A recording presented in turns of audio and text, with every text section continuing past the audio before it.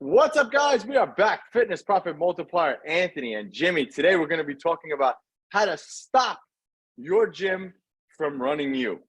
And this is a problem that a lot of trainers have because they begin to have burnout. And when you're burnt out, you're burnt out. You don't want to do anything. You're unmotivated. So we're going to teach you guys on this how to not be burnt out in your fitness business.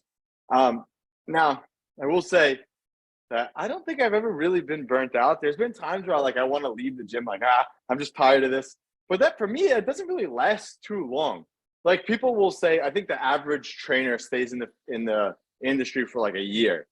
And people have told me so many times that you can't do what you're doing for this long. And I was a one-on-one trainer for 12 years. Mm-hmm. It's a long time, and people don't last a year. So I don't know. I don't know if I was just really motivated and I never got burnt out because I was really motivated to grow. But, a lot of people do. They get burnt out. And there are times, like I said, where I was like, I need a vacation. So let's talk about it, Jimmy. How do you stop yourself from being burnt out? Have you ever been burnt out? Well, I'd say I've never been burnt out from actually being a trainer, right? So I wasn't burnt out from when I was a one-on-one trainer at a facility, even though you work these crazy shifts, the split shift work, and you're trying to sell all your own training and then you're giving basically all the money to the gym and all this, right? It's funny. I was trying to recruit one of the trainers at the local gym, and I was talking to him in text. Now these big gyms take even more. They take 60% of what they sell. 60. I was getting 55%. That's what I had worked my way up to 55%. And I only started at 50%. These kids are starting now at 40% or less.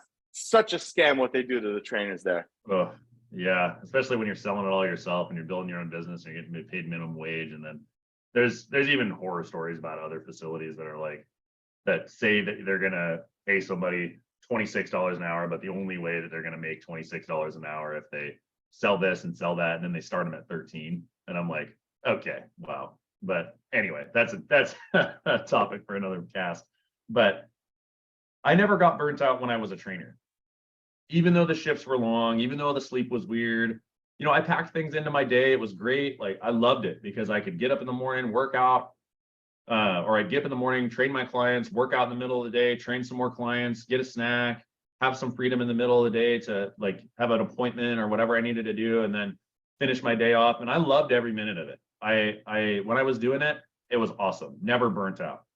But when I did get burnt out was after running my business by myself for 2 years straight, getting my business up to 75 clients in small group and one-on-one training completely by myself. That's when I got burnt out. And we want to prevent burnout for you guys. So the number one thing that I could have done differently to prevent burnout, and now this is a tricky topic because you have to hire this person at the right time. But the number one thing that would have prevented my burnout is hiring my first trainer earlier. That would have been the thing that would have prevented my burnout, is having somebody to help me, even part-time, before I reach 75 clients on my own.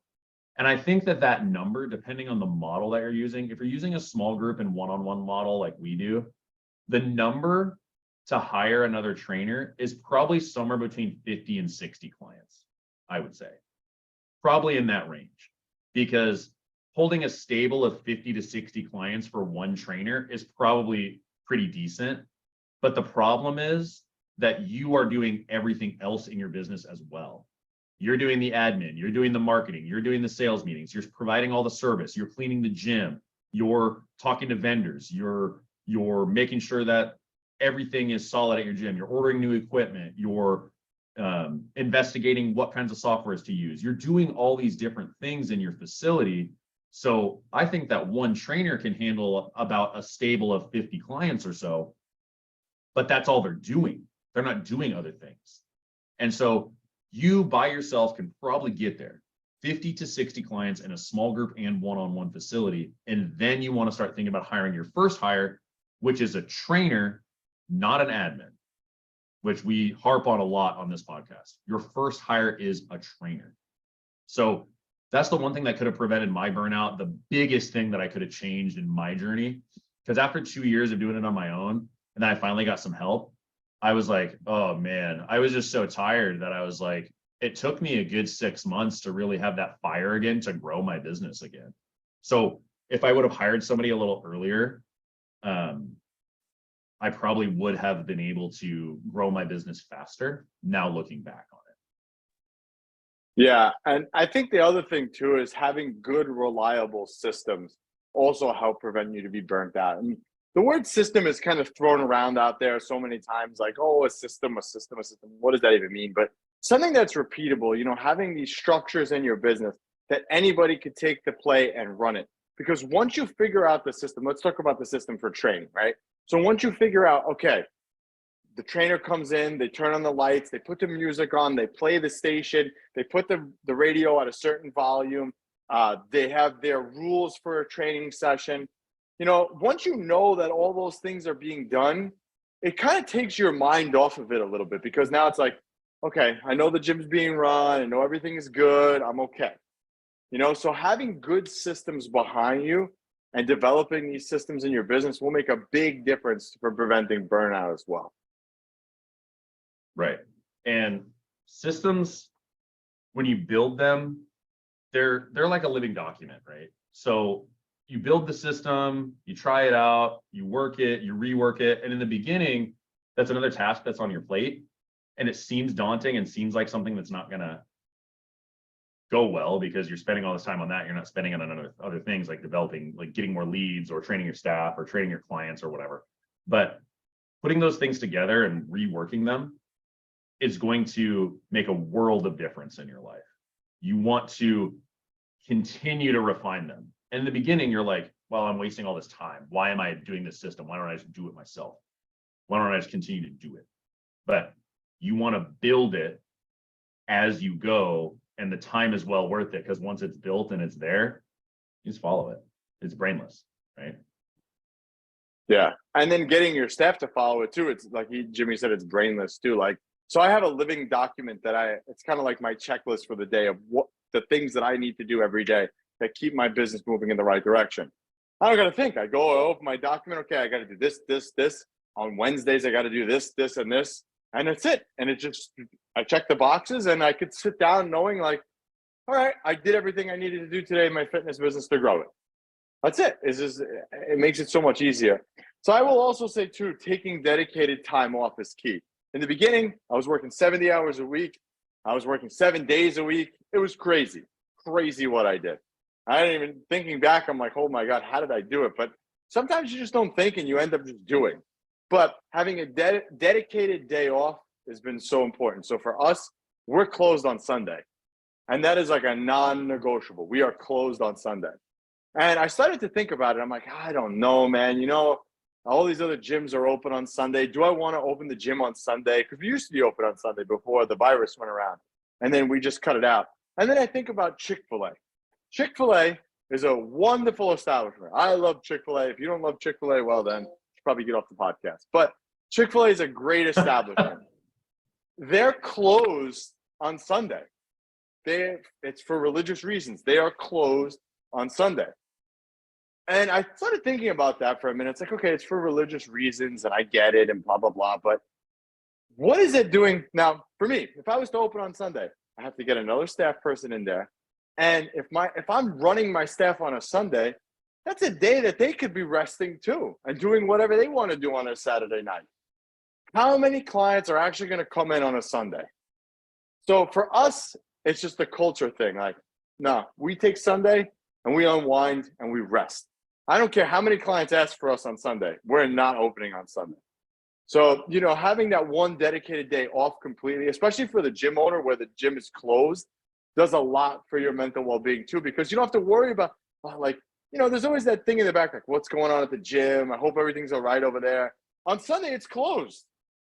So you don't even think about it. It doesn't even cross your mind. And having that peace of mind is well worth the money that I would potentially make to have the gym open. There's so much importance to having one day off a week where you can clear your mind, right? It's like you're thinking about the gym 24/7. You're thinking about it all the time. You're doing all this stuff, but having that one day a week where you don't have to worry about it, you don't have to think about it, and you can spend the time with your kids. And there's nothing going on. There's no fires that you gotta, and there's nothing going on. People don't expect responses to emails on the weekend.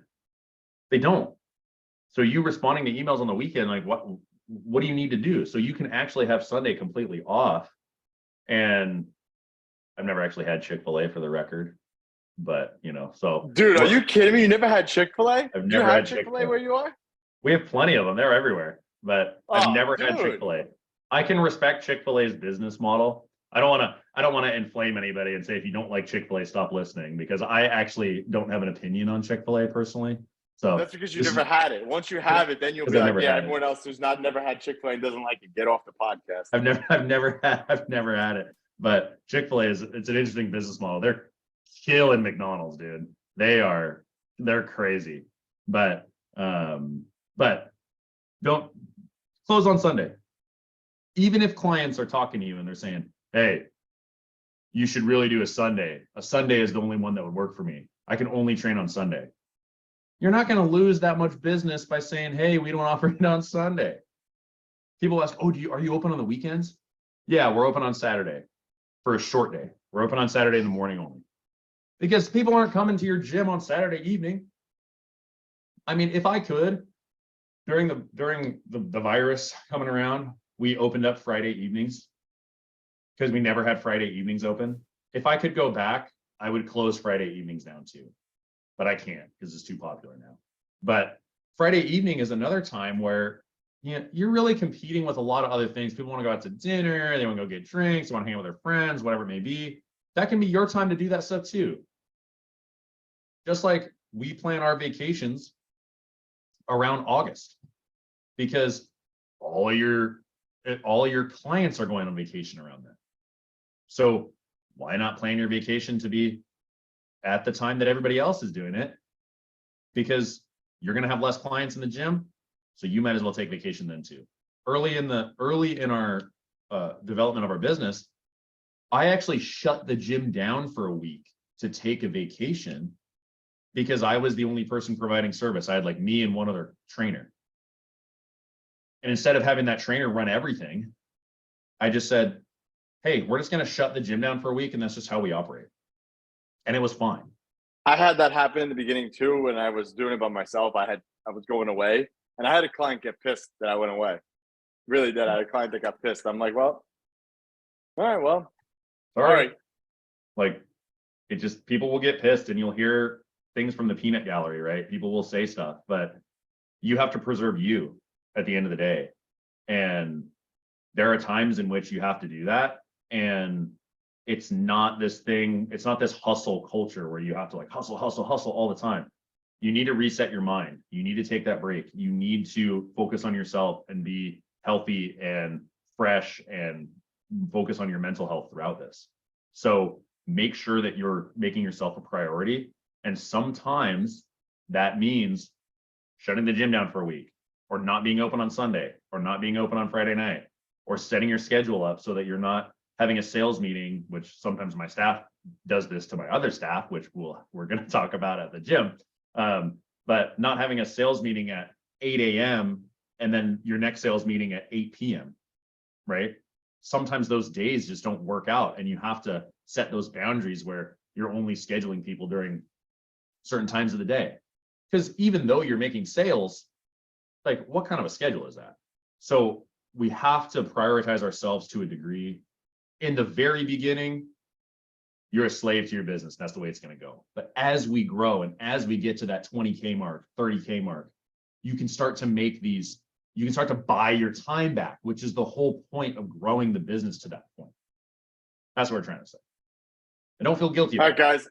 Yeah, I'm going to leave it off at that. I got to shut this off because I got to yell at Jimmy that he's never had Chick-fil-A before. But we will catch you guys on the next one. We're out.